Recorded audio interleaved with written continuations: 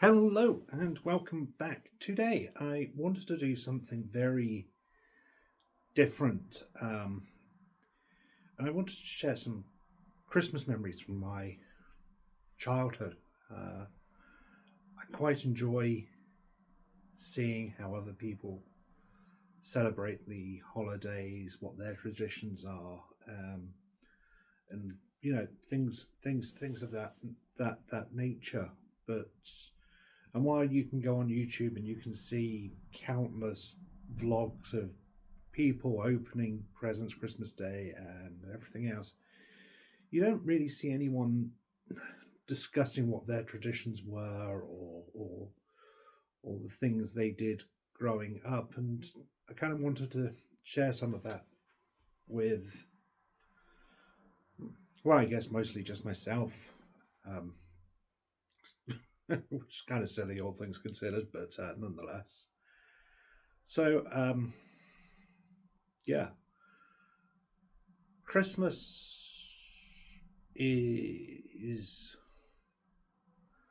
moving aside from the religious aspect of things or the commercialism. It's kind of a holiday for kids, isn't it? I mean, the joy, the wonder, the bright lights, the presents, and things of that sort of nature. Um, and I think growing up, that was certainly the factor in our household. Um, Without any sort of doubt, Christmas in our house growing up was very, very big. Um, the house would be fully decorated, um,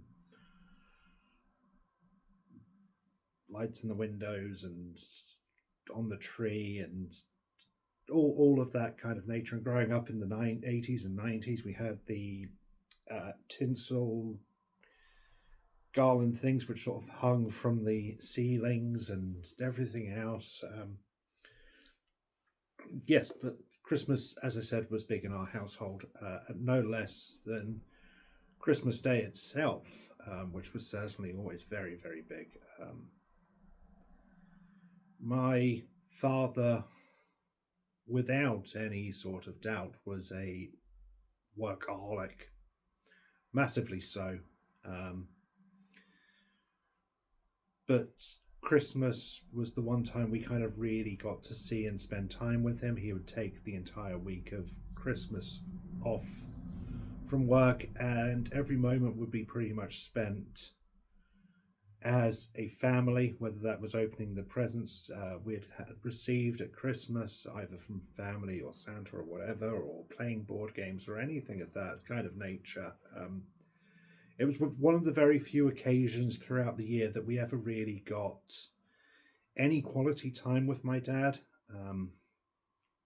And that was certainly reflected in uh, Christmas Day. Presents wise, was probably about 20 to 30 presents under the tree for each of us kids. And they would be big presents as well, not just little chocolate oranges or whatever.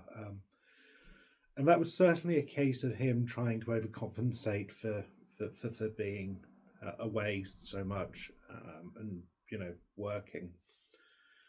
Um, as kids, we didn't mind, did we? Loads of presents from Santa. But yeah, uh, as I said, Christmas in our household was big. And my dad, he loved Christmas. He was probably a bigger kid than myself and my sisters more than anything else. And I think a number of the stories I want to share are certainly triggered by things my dad did to maybe enhance Christmas or make it a little more magical or whatever. I don't want to undersell it. My mum, she is amazing. She did a lot of Christmas. There's no denying that all of the Christmas shopping came from her, all of the meal preps and the decorations, all of that came from Christmas. My dad didn't really chime in until Christmas Day, when it was, opening the presents and it got time to play. That was the time my dad got involved. But yes, the memories I have certainly been occurred primarily from things my dad did. I've got loads of different Christmas memories. There's the year my sister was ill and they had to take her to the doctors. There's the but more than that, I kind of want to share some of my memories of the gifts we received and how they were received, and things of that sort of nature. I think I'm going to start with a story that isn't actually mine. It's my sister's. So my sister is 2 years younger than me, and I guess when she was about 7 or 8, give or take, my parents bought her a bike for Christmas. Now, I think most people would agree that if your parents got you a bike, that's a pretty big deal, but they, it might be wrapped with a bow and put in front of the tree, or at most, they might blindfold you and bring the bike in later in the day, so you're surprised, or something like that. Not my dad. No. My dad needed to go that the extra few miles, shall we say? So this year they got her a bike, and not content with just putting it in front of the tree or wheeling it in at the end, or anything of that nature. This was going to be her main Christmas present, and he wanted it to be duly reflected as that. So he decided to build a wooden crate for this bike. And I can still remember the bike under the tree Christmas Day for my sister. This huge box, wrapped, wooden crate, but it's wrapped and everything. That's the level my dad went to. Huge box. And you can imagine how big a box, or a crate rather, to fit a 8-year-old girl's bike certainly was. It was big. But the memory, or the story rather, isn't the bike being received Christmas Day and how my sister reacted. No. It was the events leading up to this gift. So, as I said, they decided to get her a bike for Christmas. My dad had decided to build a crate to put it in.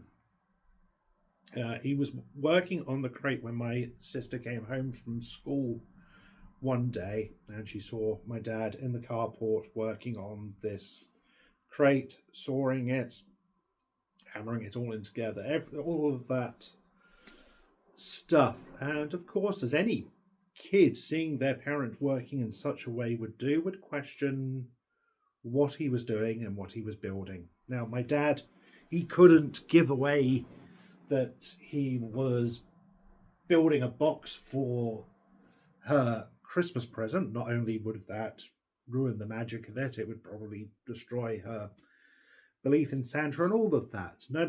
My father's idea to placate my sister's curiosity was to tell her that he was building his coffin. Well, as you can imagine, an 8-year-old girl hearing that their dad is building their own coffin, she bawled her eyes out. Bawled her poor little eyes out. I mean, yeah, that's become quite a funny story in our family. the year, my dad traumatized my sister. Of course, Christmas Day came. She loved the bike, and all of that. All is well. But yes, there's that memory.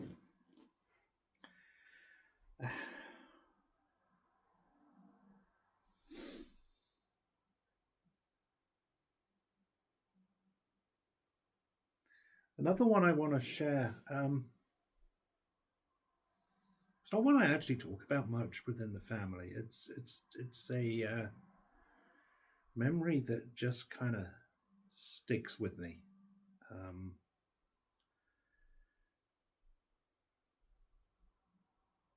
and that was strangely the last Christmas my dad was with us.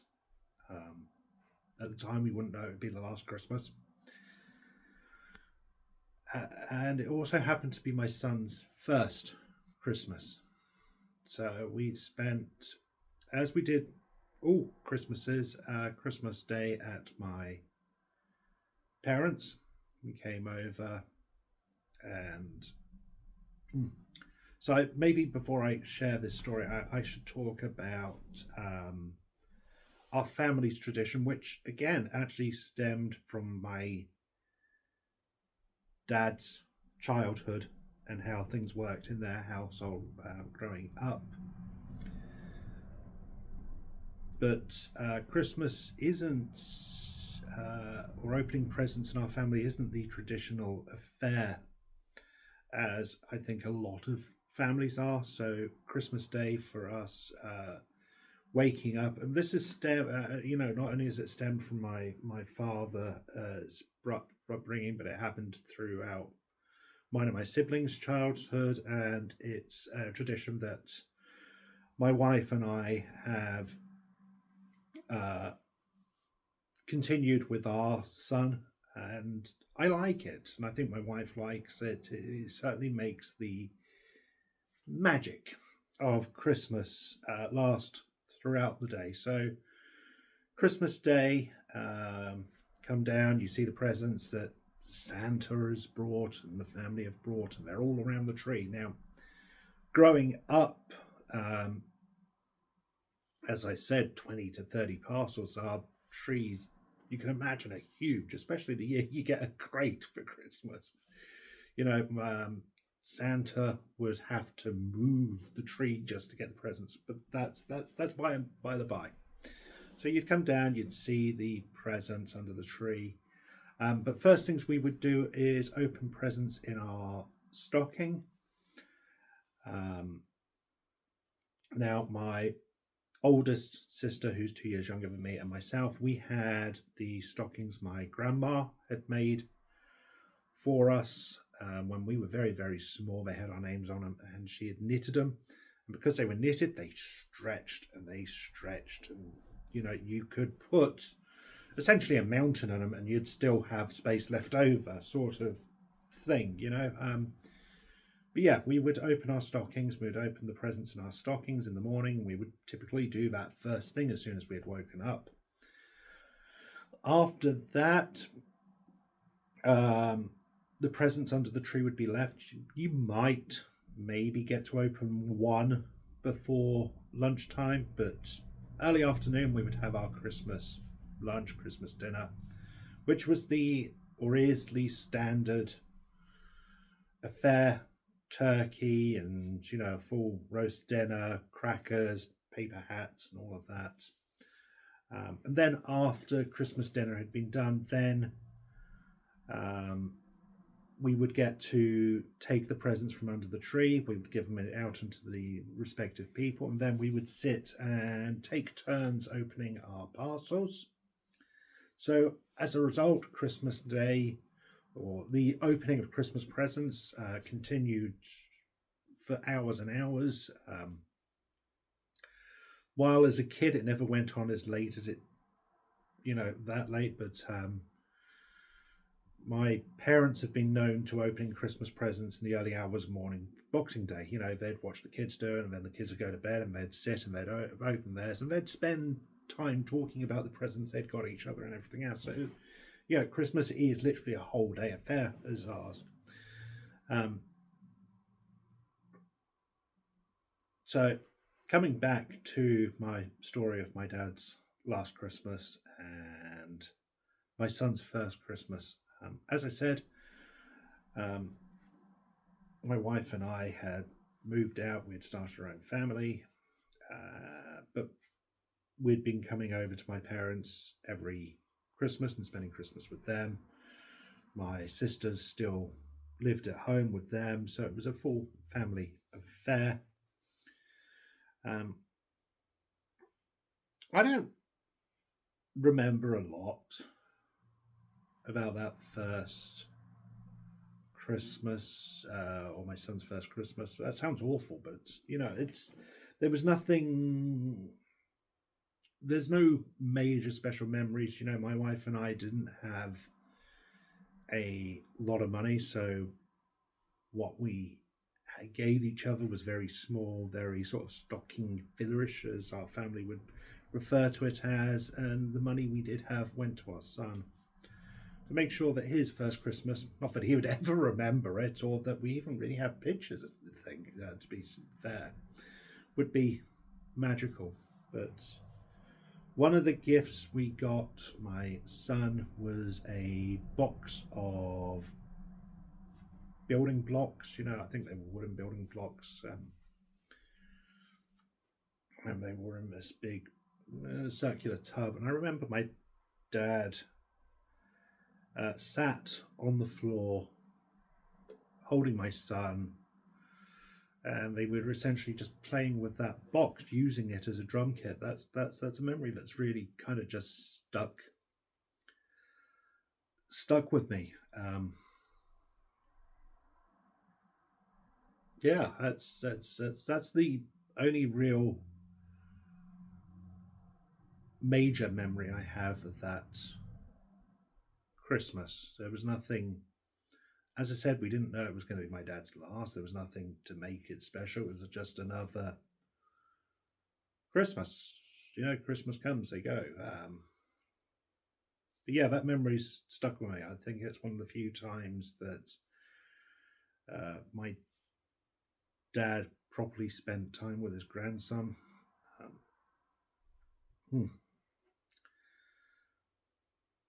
But it is what it is. So, moving on.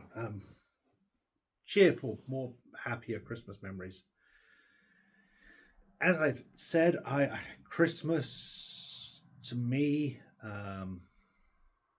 taking away that religious aspect and the goodwill to all men kind of thing. It's a children's holiday. The magic of it. It's certainly the most alive, I think, when you're a child. That aspect of seeing Santa, the prospect of maybe hearing him on the roof, or coming down Christmas morning to see the mince pie had been eaten, or one year my parents left powdered footprints throughout the house to make it look like Santa had really sort of walked through the house. Nothing but those things which really make Christmas special and magical. And I think when Christmas is viewed through the eyes of a child, it's the magic of the season and the holiday and the goodwill is intensified. It's enhanced because you're seeing it through the eyes of someone who still has that wonder and belief in the magic of it all. So one memory I have, and one memory I truly cherish, and I wish to the gods above I had photos of it. But it's the 90s. You don't have cameras. We didn't even have digital photos. It was a proper Polaroid camera. So we didn't have pictures, and we didn't get to do videos and all of that. So things are left to the annuals of time. But one for me, which really sticks with me, is Christmas '93, and it's not Christmas Day. In fact, I actually don't remember Christmas Day at all from 1993. It's blurred in the history of all the other Christmases I've had. Not that it was bad or, unmagical or anything like that, but Christmas 93. Jurassic Park is huge, isn't it? It's just no pun intended, but it's a monster of a movie. Every kid loved seeing those dinos on the big screen, and I was no different. I was dinosaur mad. I was obsessed with that film. I loved the film, and I loved dinosaurs and all of that. And 93, Christmas 93, I got all of the Jurassic Park toys, essentially. Or at least those first wave of toys, shall we say. They had all the dinos, the figures, the command center, the vehicles, and the helicopter, and all of it. If you're familiar with the Jurassic Park 93 line, you'll know what I'm talking about. The command center was this big tower with a circular thatched roof, and it came with big fencing that plugged into the side of it. You got the dinosaurs, you got the vehicles, and they all had play features, and they were all great. And so that Christmas, I get, as I said, all the dinosaurs. I get all of the figures, Alan, Ellie, and all of the other characters. I get the cars, the helicopter, the command center. And no doubt, as a kid in 93 who's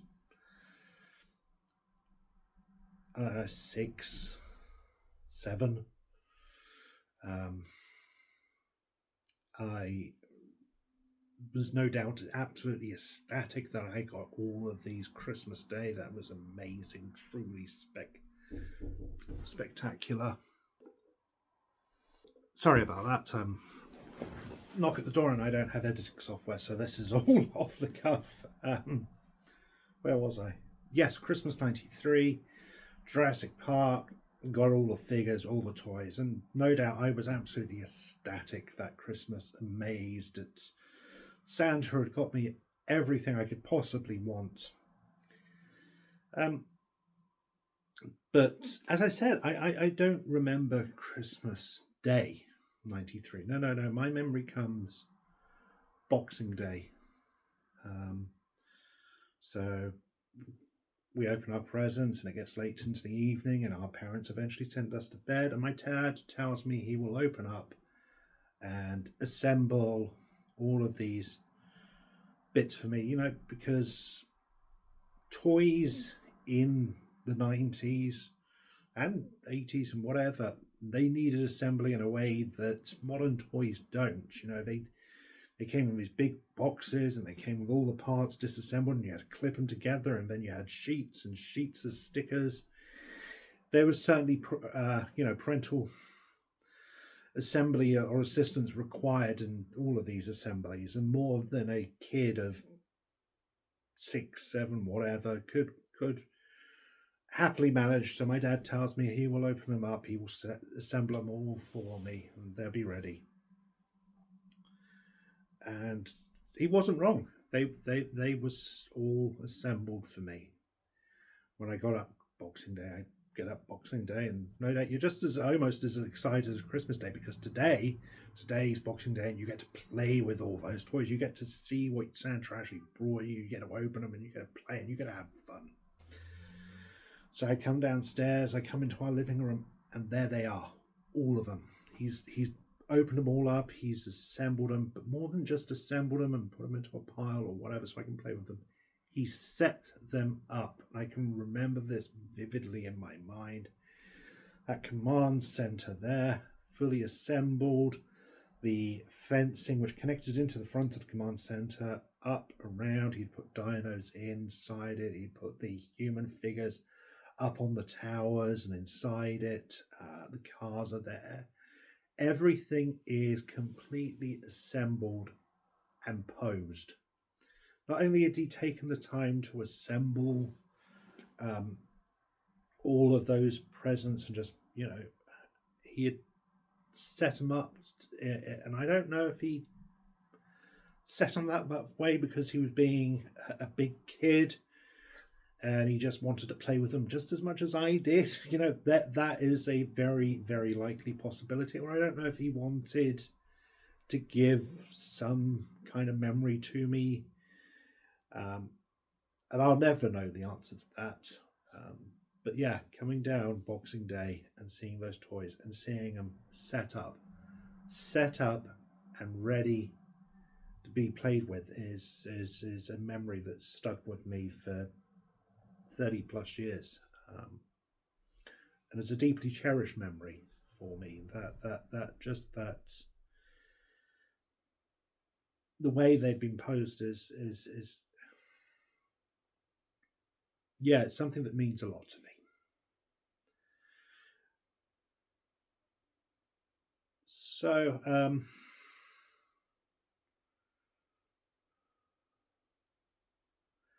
other Christmas stories, there's the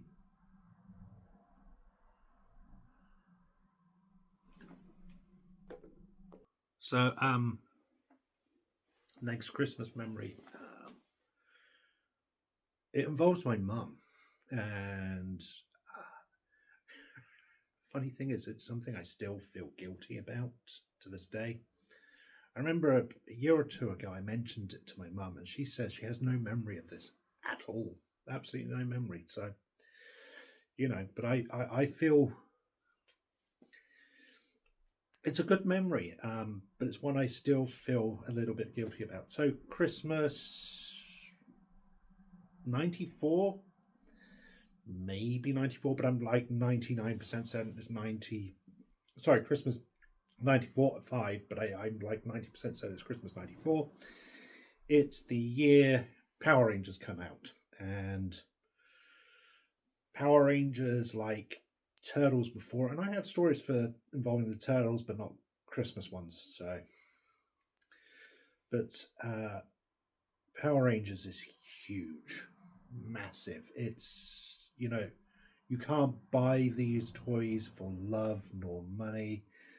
You see the news articles of parents hitting other parents just to get that Red Ranger figure. Those sort of stories. And if you grew up in the 80s or 90s, I think you'll be very familiar with those kind of stories. There was always the must-have toy for Christmas each year, in a way that it just doesn't exist anymore. Kids today, it's PlayStations and Xboxes and all the bigger gadgets. Growing up as a kid, it was very much, a toy.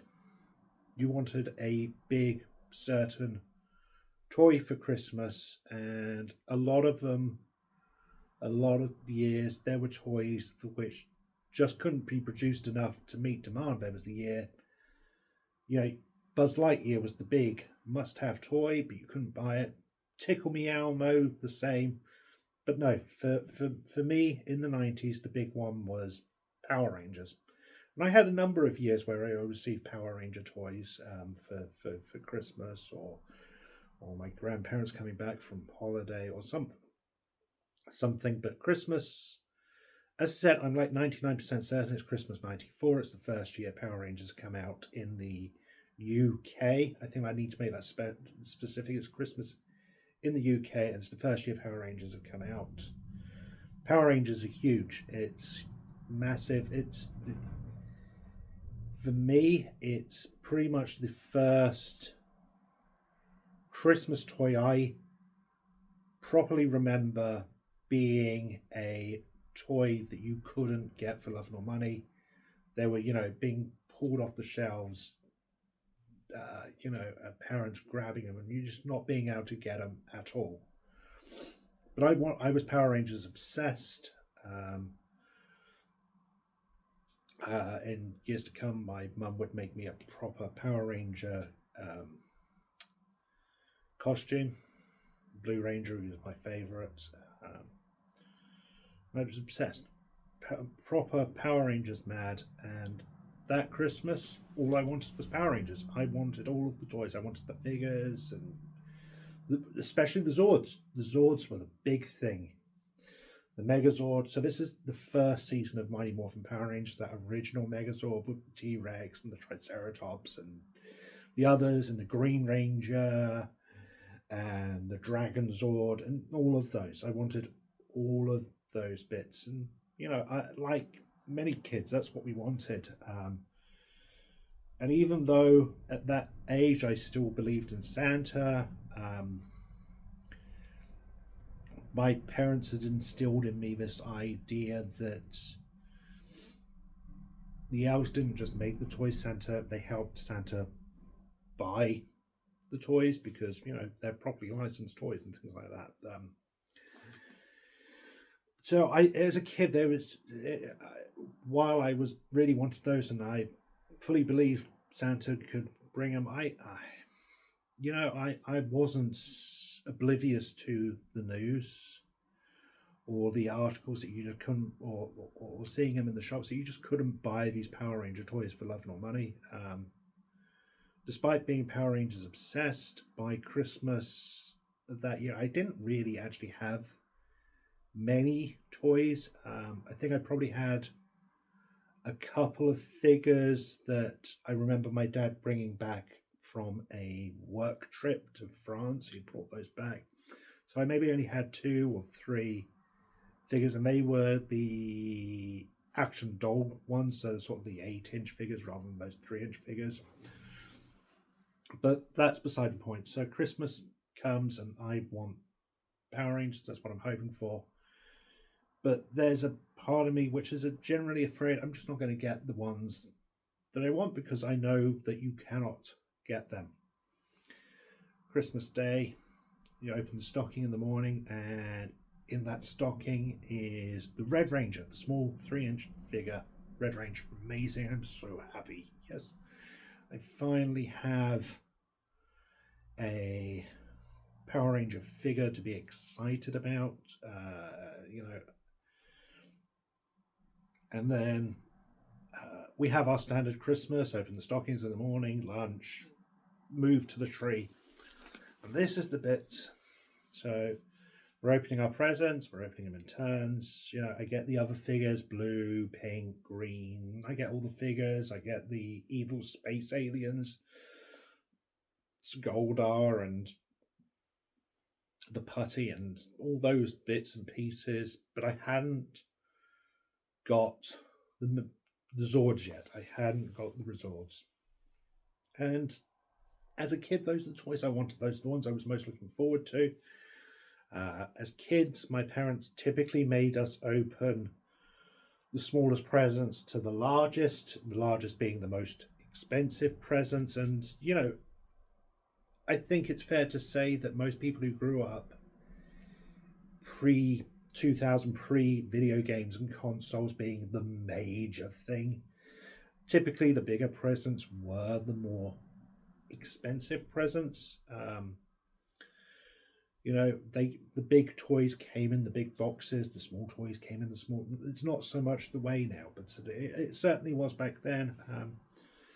So maybe we're halfway through, 3/4 of the way through of opening our presents. We're certainly getting late into the evening, and I've got loads of Power Ranger toys, and I'm so excited and so happy. But I still haven't received those Zords. Still haven't. I'm getting convinced that I haven't gotten the Zords, and I'm disappointed. I'm a little upset, which I feel horrid about now as a grown adult. The amount of money and time and effort that my parents must have spent in everything up to that point, and I certainly hate the idea that I was such a selfish and spoiled at that particular Christmas, but I think it was, I think a lot of kids can sometimes get like that, can't they? They forget what they have in front of them, and they still look for the presents they haven't got. But I get to one present, and I tear it open, and there it is. The Power Ranger Megazord. But it's not the one I wanted. It's not the big one. It's not the combining one. It's not the proper Megazord. It's the Megazord's maybe 5-6 inches tall. It doesn't decombine. I think the wrists fired off as missiles, and maybe you could detach the legs. It was kind of small, and even now I can still remember the visceral disappointment I felt in opening that toy and it not being the one I wanted. I thought that was it. I thought Santa had brought me the Megazord, but it wasn't the one I wanted. I was crushed.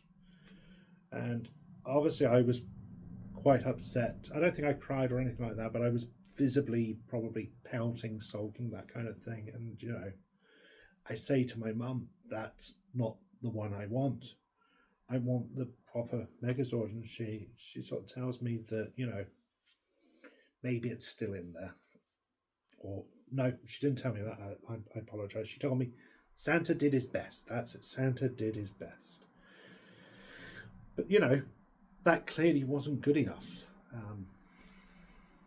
So yeah, I remember it, and I to this day now I feel so guilty about the way I acted around that. As I said, the amount of money and time and effort my parents put into to getting all of those to that point, and to react that way to just one present is so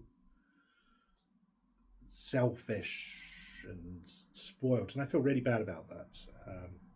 But the day went on, and I got the Megazords. I got the Dragon Zord, and I was so happy. I was so ecstatic to have those toys, to have both of those Zords, not just the Megazord, but to have the Dragon Zord as well. I was so happy, so ecstatic. But yeah, that memory of getting the smaller, non-combining Zord and being so disappointed to the point that I'm saying to my mum, I'm not happy. That sticks with me. So I think I'm a lot more grateful about that. But that was certainly a memory that stuck with me throughout the years. Yeah, I have lots of different Christmas memories and stories. There's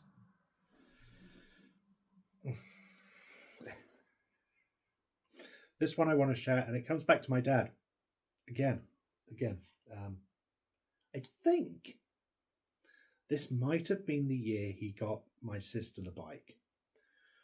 So, as I said, Christmas was very much just for my dad as much as it was for the kids. My dad was probably a bigger kid in all this stuff than maybe we were. And while I had certainly never shown any interest in getting one year, my dad buys me a electric train set. One of these Hornby electric train sets. I think I got 2 sets actually that Christmas. I think he physically bought me 2 sets so I could buy and get all the track. My dad didn't do things by half by any means at all. It was go big or go home kind of thing with him. So he gets me those for Christmas, and I'm happy enough with them. I hadn't asked for them. I wasn't expecting them, but the way my dad was so excited about them, really talking about them, he made me excited for them, and I was looking forward to playing with those train sets. But that wasn't enough for my dad. No. I couldn't just have the trains. I couldn't just build them and put them on the floor and play with them and then put it away. No. My dad, I want to say it was Boxing Day, but I can't imagine the stores were open Boxing Day. This is in the 90s, So maybe it was the day after Boxing Day. But it's around that time. My dad decides that he's going to assemble the tracks and he's going to put them on boards. He's going to pin them in so they're fully, properly assembled on the boards, so that I don't have to assemble and disassemble every time I want to play with it. I just have these boards. He gets green felt to staple to the boards. Boards themselves. These boards are massive, absolutely massive.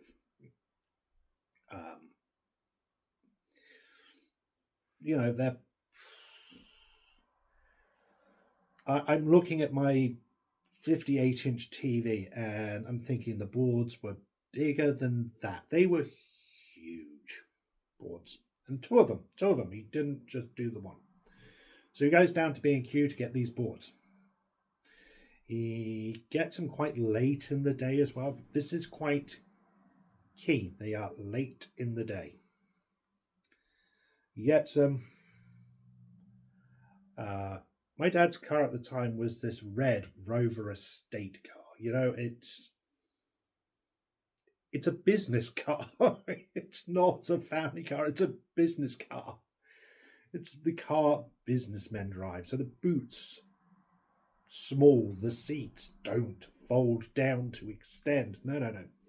So he gets them. And of course, these boards do not fit inside the car at all. Now, maybe it's the 90s. You know, we did things not necessarily the safest of ways. But it's not. So maybe the logical thing is to put them onto the roof of the car, get some twine and tie them around.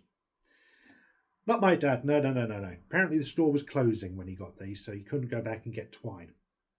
We'll leave that. So my dad walks home from B&Q to our house with these boards on his back. On his back. It's, late in the evening. It's pitch black out. I don't think it was raining, but no doubt it was cold and horrid, and everything else December usually is. But yeah, he walked, and the B&Q nearest to us when we were kids was maybe a 10-15 minute walk away. So it wasn't, a stone's throw across the road. No. He walks 10-15 minutes with these on his back. He gets home and my mum's like, what the hell? Why couldn't you just? And he's like, oh, we don't have twine. So then he puts the boards down and then he has to walk all the way back. He has to go get his car, drive that. So yeah, there was that. Eventually he sets them up on these boards. Of course, the board's too big for a kid to play with, and the way he sets them up is you have to put both boards together and connect the tracks for it to properly all connect and work. So I've got to have both boards out, and the boards, they go behind my desk in my bedroom eventually, so I never get to pull them out and play with them. So, it was one of those toys which was definitely more for my father's enjoyment than mine. But yes, we have those.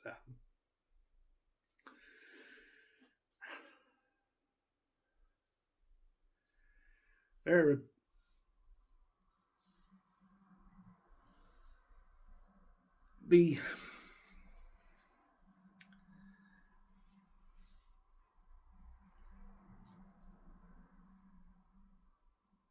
I miss my dad. We didn't have the best relationship. We made sort of amends towards the end. I think once I moved out and started seeing the struggles he must have had as a young man trying to provide for his family in the same way I was trying to provide for mine, I started to understand some things a little better. But Christmas was the one time that we really got to spend it all together as a family.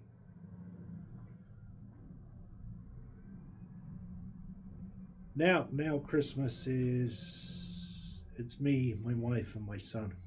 And I think maybe if you've seen some of the other videos I've recorded over the years, and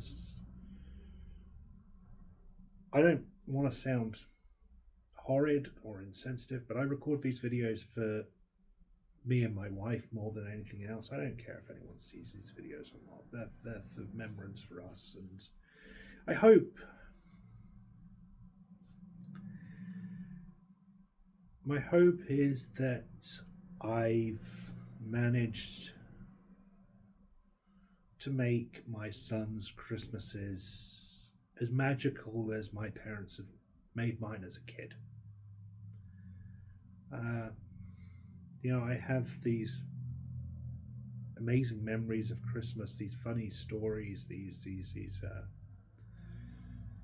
time spent together, the big amazing presents, and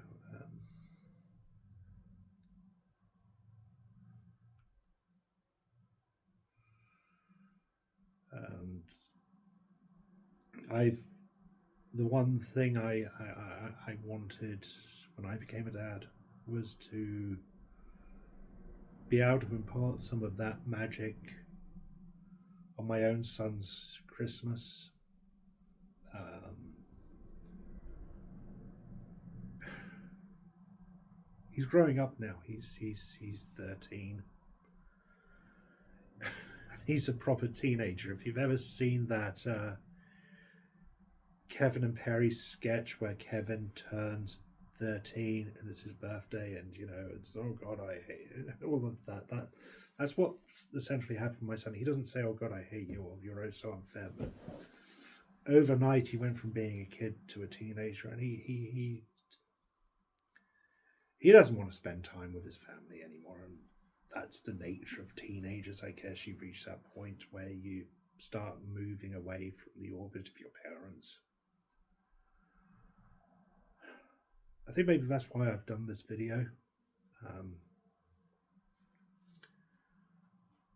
because my kid, he doesn't believe in the magic of Christmas anymore. He's grown up a bit, and I miss that magic. I miss the way his face lit up when he'd walk into the room Christmas morning and see all those presents.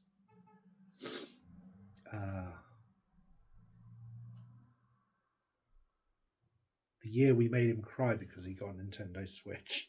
There's the videos on there. I think it's 21, maybe 22. It's there, and he's so happy to get that he actually cries. And well, this video became more depressing than I intended. I'm sorry. And if you've nearly 50 minutes here, so if you've stuck with me, well done. Thank you. Thank you for listening.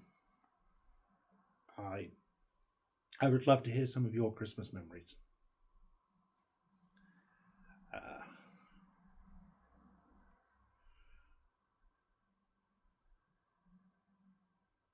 So I'm gonna bring this video to a close. Thank you for listening. But before I go, I want to share one more story, Christmas memory, that has certainly become a funny story in our household. This Christmas is actually my son's second Christmas, so he's 2.5-ish. Originally, the Christmas was supposed to be just my wife, I, and our son. We were going to spend it at home. My dad did the very insensitive thing of dying earlier in the year, put a damper on the whole year.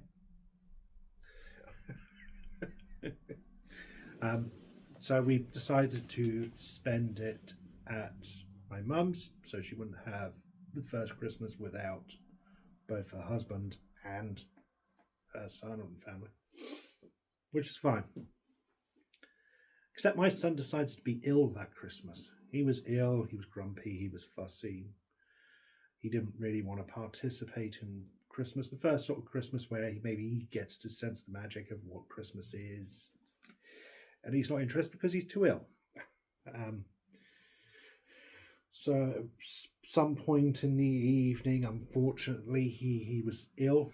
So my wife and I, we take him up to my mum's bathroom to give him a bath, clean him off, and try and settle him down a bit. And the bathroom in the bath that gets used upstairs rarely ever gets used. We pulled the plug, and suddenly there is this gush of water into my mum's kitchen. Absolute torrent of water. Can you imagine that Christmas Day and the bathtub has obviously one of the pipes connecting wasn't connected properly, and when the water started draining, it didn't drain fully, and it just went through the floorboards into the kitchen, so the kitchen's flooded. And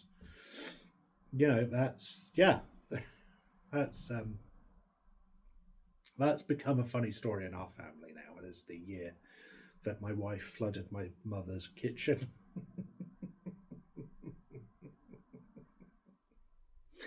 I know it doesn't sound as fun, and it's certainly one of those you had to be there stories, but yes, it's certainly a funny story.